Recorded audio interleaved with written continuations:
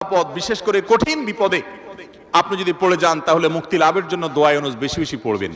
এর পাশাপাশি আরো দুটি আমলে কথা বলতে পারে, যেটা আমার জীবনে বহুবার আমল করে দেখেছি, আমি হাতে হাতে পেয়েছি আলহামদুলিল্লাহ। এক নম্বর হলো দোয়া ইউনুস, আরেকটা হলো ইস্তেগফার। এটাও হাদিসে আসছে, নবী করিম সাল্লাল্লাহু আলাইহি ওয়াসাল্লাম বলেছেন, মান লাজিমাল ইস্তেগফার, যে ব্যক্তি ইস্তেগফারকে লাজিম বানায় নেয়। লাজিম বানায় নেয় মানে কি? মানে পড়তেই থাকে, থামে না। টয়লেটে গেছে তখন শুধু বন্ধ, খাচ্ছে তখন শুধু বন্ধ, ঘুমাচ্ছে তখন শুধু বন্ধ, আর সারাক্ষণ পড়তেই থাকে ইস্তেগফার। আস্তাগফিরুল্লাহ ওয়া আতুবু ইলাইহি, সাইয়্যিদুল ইস্তেগফার বা যে কোনো ইস্তেগফার, সবচেয়ে ছোট ইস্তেগফার আস্তাগফিরুল্লাহ আস্তাগফিরুল্লাহ। এটা যে পড়তেই থাকে, নবী করিম সাল্লাল্লাহু আলাইহি ওয়াসাল্লাম বলেছেন, তার যে কোনো বিপদ থেকে বের হওয়ার জন্য আল্লাহ তাআলা নিজে পথ দেখায় দেন। এমন ভাবে পথ দেখাবেন সে কল্পনাও করবে না।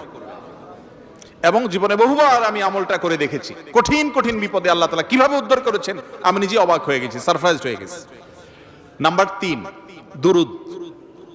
দুরুদের ক্ষেত্রে